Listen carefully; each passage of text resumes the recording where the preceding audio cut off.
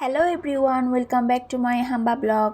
আজ রাত থেকে আমাদের এদিকে অনেক বৃষ্টি পড়তেছে, আর এটা মোটেও গরুর জন্য ভালো ছিল না। কারণ গরুগুলো একটা সিটি থেকে অন্য সিটিতে আসছে, তারপর ওয়েদার ম্যাচ হচ্ছিল না, গরম পড়তেছিল অনেক বেশি।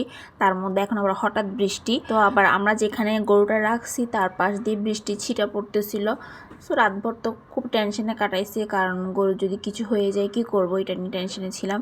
সকালে উঠে দেখি যে গরু ঝিমায় থাকছে, খাবার টাবার তেমন একটা খেতে চাচ্ছে না, আমাদের সাথে একটু রাগ দেখাচ্ছে। আর সবাই ভাবতেছে যে আমি সাদা ড্রেস পরার কারণে হয়তো গরু ভয় পাচ্ছে, কিন্তু আমি তো শুনছিলাম লাল ড্রেস পরলে ভয় পায়, এখন দেখছি সাদা পরাতেও খেপে যাচ্ছে আর আমার সাথে খুব রাগ দেখাচ্ছে। কিন্তু প্রথম দিন যেদিন আনছে সেদিন এতটা রাগ দেখায় নাই, আমাকে শুধু বারবার মারতে চাইতেছে। ওর শিং নাই, তবুও কত পাওয়ার দেখাচ্ছে যেন আমাকে মারতে পারবে। আমারও ভয় লাগতেছিল, কারণ ও খুব খেপে খেপে মারার জন্য আসতেছিল আমার কাছে। তবুও আমি তোকে জ্বালাচ্ছিলাম, অনেকক্ষণ জ্বালাইলাম, আমিও নাসের বান্দা, আমি শুধু গরুটাকে জ্বালাচ্ছিলাম। আর গরুটা আমাকে বলতেছে, এই শান্তা এদিকে আসো এদিকে আসো, তোমাকে কয়েকটা ঢুস মারি, তুমি বেশি চালাচালি করতেছো।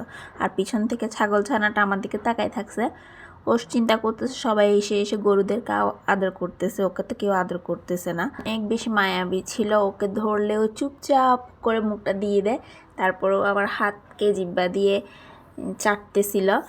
আর একটু পরপর খাবার খুঁজতেছিল, কিন্তু ও তো ওই শুকনো খড়গুলো খাচ্ছে না, ও খুঁজতেছে কাঁঠাল পাতা।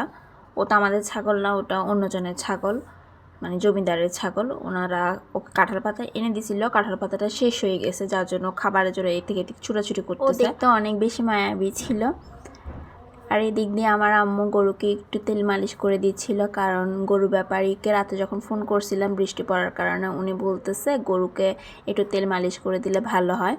তো সাত সকালে আমরা সবাই ওকে তেল মালিশ করার জন্য চলে গেছিলাম। তো আমার আম্মু তেল মালিশ করলো একটু করে, কিন্তু তেল মালিশটা ভালোভাবে করতে পারতেছে না, ও খেপে যাচ্ছে। তো এই জন্যে আর ওকে আমি এদিক দিয়ে চেঁচাচ্ছি, কারণ সবাই বলতেছে সাদা ড্রেসে না কেউ খেপে যাচ্ছে, এই জন্য আমাকে সাদা ওড়না দিয়ে খেপাচ্ছিলাম। গরুটাও খেপে যাচ্ছে, বারবার আমাকে খেপতে খেপতে এক পর্যায়ে ধাক্কা মেরে ফেলে দিছে, আর আমি গোবরের উপর পড়ে যাই, সাদা ড্রেসটাও বরবাদ হয়ে গেছে। কিন্তু আমিও তো ভাই নাসর বন্দা, আমি ওকে জ্বালাচ্ছিলাম, বারবার জ্বালাচ্ছিলাম। কেমনেও আমার সাথে বনিবনা করবে না বলেন, বনিবনা তো করতে হবে। ওয়েদারটা মেঘলা মেঘলা থাকার কারণে ছবিগুলো ভালো আসতেছিল না, একটু রোদ পড়লে ভালো হইতো, তাহলে কয়েকটা ছবি সুন্দর করে তুলতে পারতাম। আর এদিকে গরুটা তো আছে আমাকে মারার জন্য প্রস্তুত, যখন তখন ও পারতেছে না আমাকে দুইটা পা দিয়ে লাথি মারার জন্য। ওকে আমি এত পরিমাণ জ্বালাচ্ছিলাম, ও বলছে যা রে শান্তা যা, নাইলে আমার কাছে আয়, তোকে কয়েকটা মারি, তুই বেশি পিরিত পিরিত করতেছস। তো এখন আমিও কি করব, আমার থেকে তো ভালো লাগতেছিল ওকে জ্বালাইতে। পাশ থেকে আমার আফু আর আম্মু বলতেছিল কাজ জ্বালাইস না, চলে আয় চলে আয়। আমি একটু দুষ্টুমি টুষ্টুমি করে শেষে চলে আসলাম। এই ছিল আমার ব্লগ, কেমন হয়েছে জানাবেন। গরুটা টাটা।